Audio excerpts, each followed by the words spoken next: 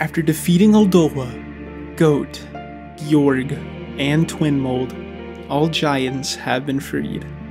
We ascend the clock tower to stop the moon, but clearly Majora isn't one to go down, or I guess up in this case, easy. With our ascension to the moon imminent, I might as well tell y'all what you couldn't have missed inside the moon. As we enter the moon, we instantly are bombarded with a scene that is unlike any other in Majora's Mask. While most know the metaphor of the Boss Mask children playing being the giants, and the Majora child in the center being the Skull Kid, but a theory many don't know is that the tree behind the Skull Kid represents his pain for the giants leaving him, and how it grew and started to branch out to hurt more people than just himself. However, that is just a theory, and clearly the tree actually represents the Skull Kid's original victim, the Butler's son. The Deku Trial is known for being one of the shortest trials we endure inside the moon, with a very quick platforming section revolving around the Deku Flower mechanic. However, the reason this section is so short is actually very malicious. This section being short is sadly a form of height shaming against Deku Link, as he is the shortest of all of Link's transformations.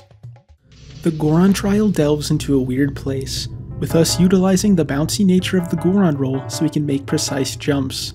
However, the fact that Gorons are able to perfectly bounce off chests without losing speed shows that the chests in Majora's Mask perfectly obey Hooke's Law, which is a function that can calculate the force given back after compressing an elastic surface over a distance. The Zora Trial has us swimming through pipes in an attempt to find the Georg masked child who is playing hide and seek. This trial is usually seen as a metaphor for Lulu the Zora, who frantically sent out Macau to find her eggs, which is very similar to this game of hide and seek. However, if you think back to the Great Bay, this game of hide and seek is a callback to how the Beaver Brothers hid themselves far off at the top of a waterfall to protect their treasure, a bottle, from those who would steal it. The Link Trial involves a gauntlet of enemies while also throwing in a few puzzles along the way. Overall, this trial is an amazing way to test Link's abilities. Many believe the series of very small and claustrophobic rooms are referencing how Link has been stuck in a relatively small 3-day time loop for on average about a month's worth of time.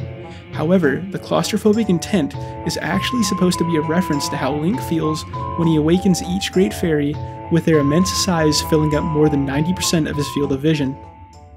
With the Majora boss fight, it's pretty clear that the 3-phase fight is referencing the 3-day cycle we've been stuck in. However, one running theory is that in a similar fashion to how Majora slowly turns into more and more of a monstrosity, an almost mirrored situation happened with Skull Kid, by his mischief originally just being simple pranks on the inhabitants of Clocktown, to now causing severe damage to many civilizations and Termina. Though as usual, this is just a theory, and this phase change is probably a reference to how the game series after this point would take 3 steps in art style, from cartoony to realism, and then a mix of the two. And that is the end of what you couldn't have missed in The Legend of Zelda Majora's Mask. If you enjoyed, as usual, you know what to do.